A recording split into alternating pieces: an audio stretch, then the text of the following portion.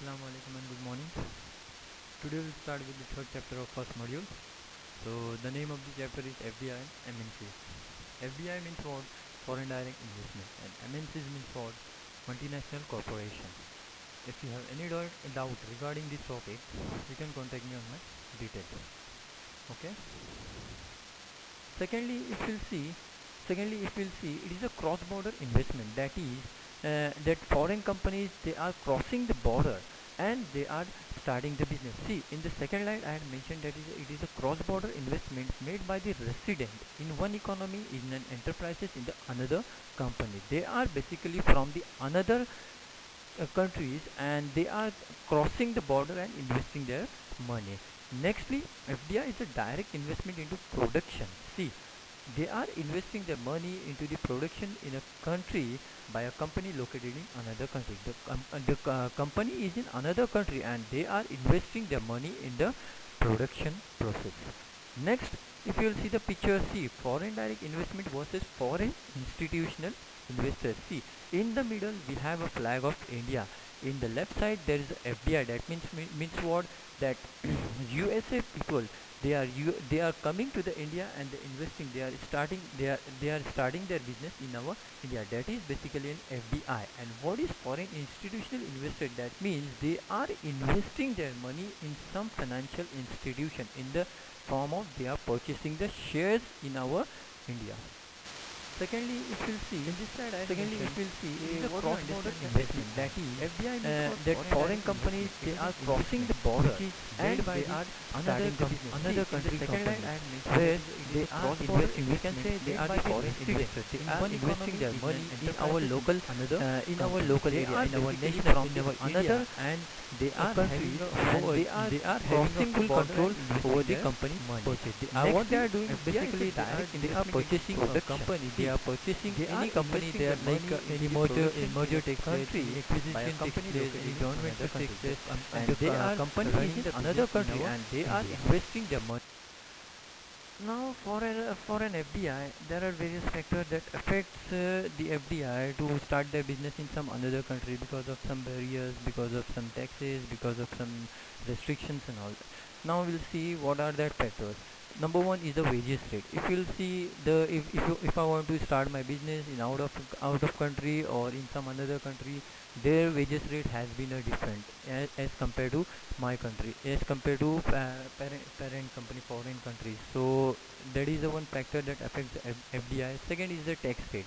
If you'll see that different countries are having a different tax, so maybe for the another country that tax rate is not viable to pay, so that's why it affects the FDI to start in some another countries. Next is the transportation and transport and the infrastructure.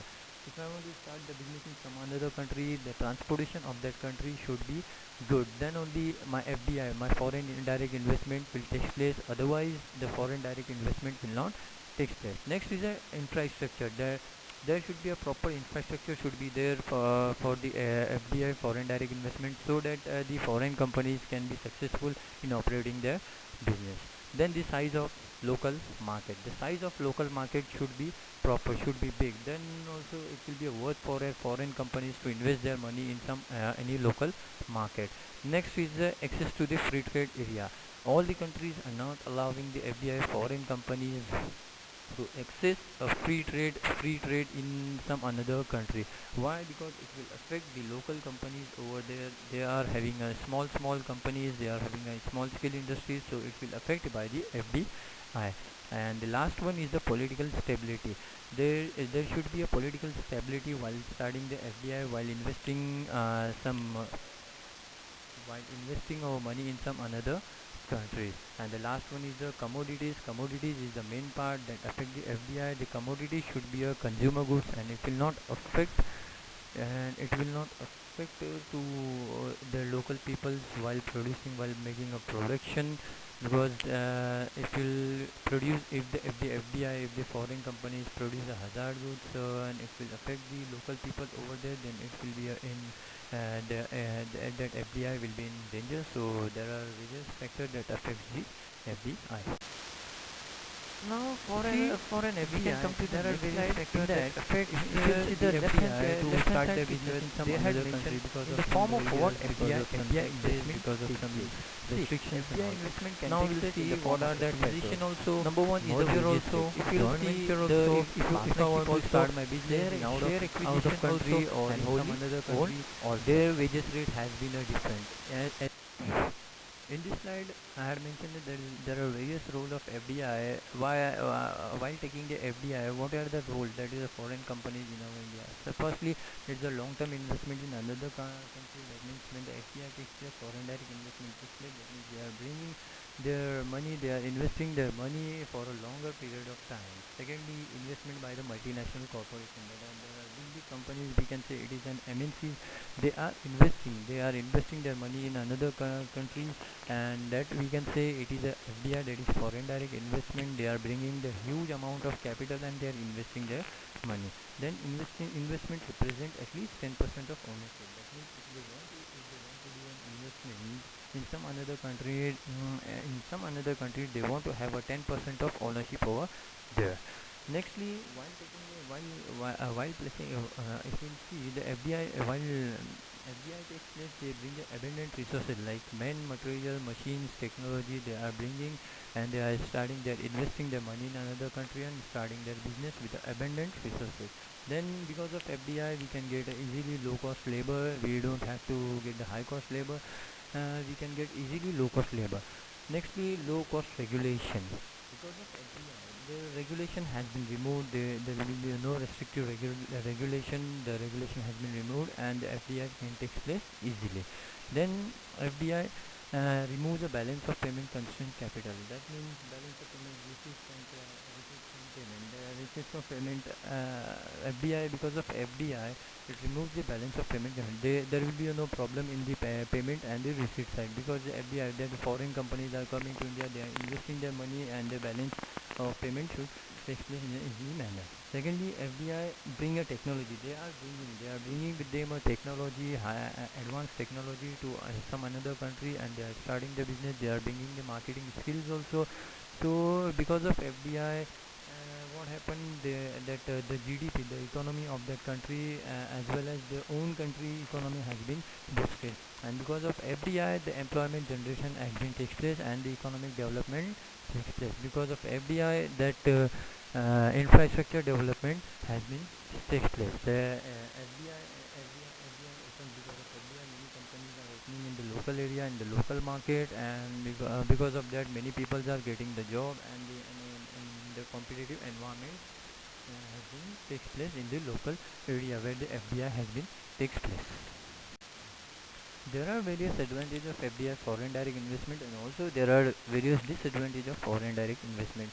Number one is the infrastructure accelerated effect. That means because of FDI, the investment, rising the investment takes place, and the GDP of that country has been increases. The GDP of that country will increases, and the infrastructure development will takes place. Second one is the more capital per worker.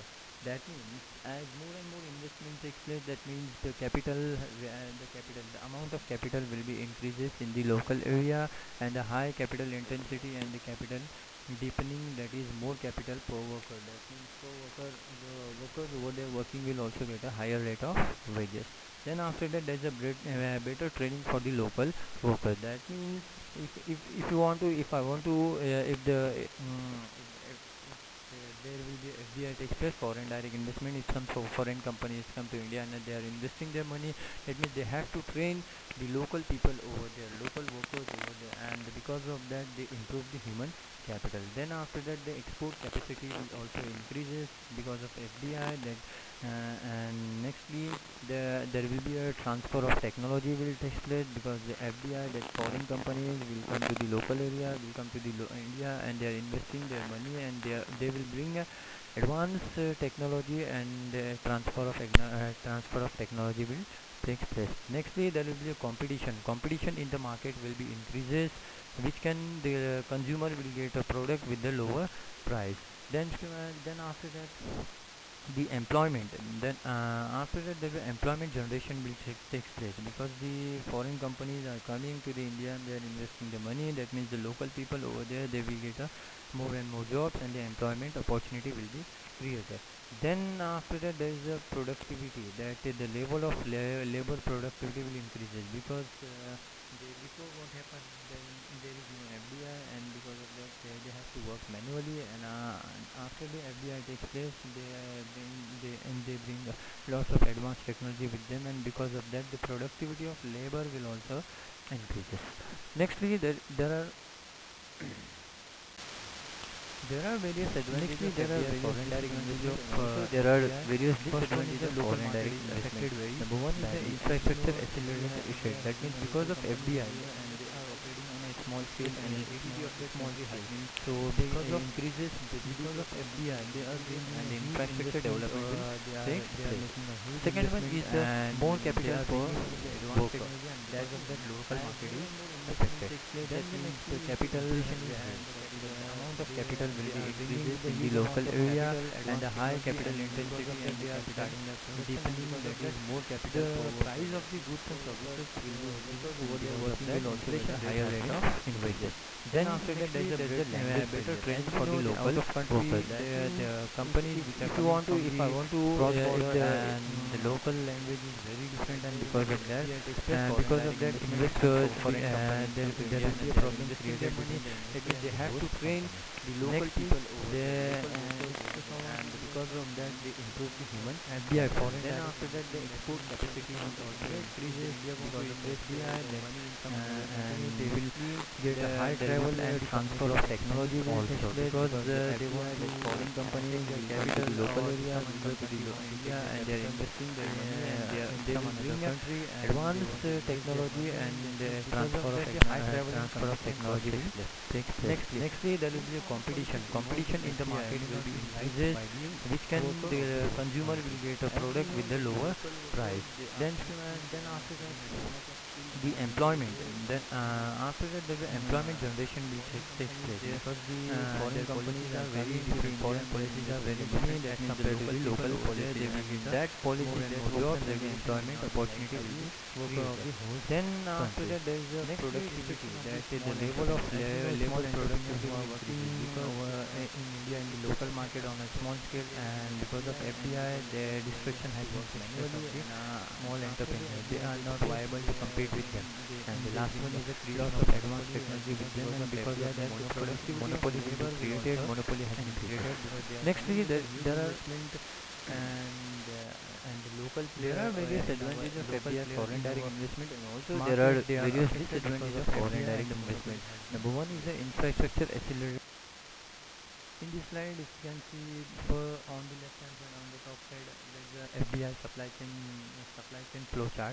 That if you'll see the manufacturer and the manufacturer, they are producing their product, and they are bringing to the distribution center, and from the distribution center they are supplying to the different retailer, and their main company, their company headquarters in some another country. That means if you'll see at the bottom there is a written, there is a company headquarter, and they are all the manufacturer having a contact with the company headquarter. That is working of FDI, how the FDI is working. Nextly, if you'll see this FDI regional flow of FDI in India, if you'll see in the pie chart, there is a highest percentage of Maharashtra, that is 23%, where the FDI has been flow. Nextly, there are various examples of FDI. If you will see eBay.in, India Times Shopping, Flipkart, Amazon, then Inkfruit.com, Myntra.com, Jabong, Homeshop18.com, Chroma, they are all the FDI example where they had invest their money in our India. Now we'll start with the next topic, that is MNC, that is multinational corporation. That is multinational company is made up of two words. See, that two words has been jointly made, that is multinational. Multi means what? More than one, and national means what? Our local area, that is India. If you can see, India is our national. See what further they had tell, which have home in one country but operate and live in different, which are operated or under the headquarter in the home country. They are operating in more than one countries, but that process has been operated by the headquarter company. Headquarter. That means in their home country they are having the main company, and that main company is opening their branch in different companies, and all the process has been operated by the headquarters, that is actually the MNCs. MNCs is also called as a transnational corporation, global enterprise or international enterprise, means they have a branches, factories, workshop, headquarters in different countries, that is actually a multinational of course. There are various roles of MNCs, that is the multinational corporation, that if they are opening their branch in different companies, that means first role is that there will be a profit maximization, that means obviously they are operating in more than one country, that's why their profit maximization level will be very high. Nextly, there is an international network of marketing. Obviously, their company is in home country and they are operating in different countries, that means international marketing has been increases. Nextly, there is a concentration in consumer goods. Mostly the MNCs, they are concentrated on the consumer goods because the most of the market is they are getting by the consumer goods only. That's why they are producing more and more, they are concentrating more and more on consumer goods. Nextly, MNCs and process of plan in economic development in that because of MNCs the economic development has been takes place in our India. Daily road facilities, bridge facilities, infrastructure facilities, communication facilities has been increases. And the last one is the cultural explosion. Because of MNCs the different culture has been emerged in our India, and because of that standard of living of our people in our area has been increases. Nextly, why does the MNCs look like? What does MNCs look like? See, MNCs means for multinational corporation. That means there is a big investment. The size of that company is very big. Secondly, a lot of intellectual capital. Obviously, they are investing more than one country and they are having their headquarters in some another country. That means they are having a huge amount of capital. Then operated in many countries. Like I had said before also that their main company headquarters in some another country and they are operating their branch. They are opening their branch in some another country. Because of that, they are operated in more than one company, more than one country. Nextly, large consumer base. Obviously, if they are opening their branch in more than one country, there are different countries. That means the consumer they will expose to more and more consumers. They will get a large consumer base, and their profit level maximization will also be increases because they are exposed to the more and more consumer, and the consumer are preferring their product. They are preferring to that companies also, and because of that their profit maximization level will be very high. Nextly, there are various competitors because of MNCs they are operating in more than one countries. They are opening their branch in different companies, and in one countries also they are opening their different branches, and because of that the competition has been increasing and the stiff competition will be there, and because of that many competitors are available. Many competitors are there in the many competitors are there in local area. And the last one is that there are various examples of MNCs. That is, the first one is the Nike. If you will see Nike, they are having in many their existence will have in many countries. Then Google, Apple, Starbucks. And this one is the last slide of our MNCs, last slide of our third chapter. Here we will end with the module number 1. See, there are various group there are top 10 MNCs companies which are operating in different companies. That is Apple Incorporation, HP, Sony Corporation, Citigroup, PepsiCo, Coca-Cola, then Procter and Gamble, that we can see it's a P&G. Then after that there is a Nestle company. This name also we had heard well versed with this name. Then IBM, and last one is the Microsoft. They are having their existence in more than one company, and their branch there and their headquarters in some another company. These are the examples of MNCs companies in our India. Thank you very much.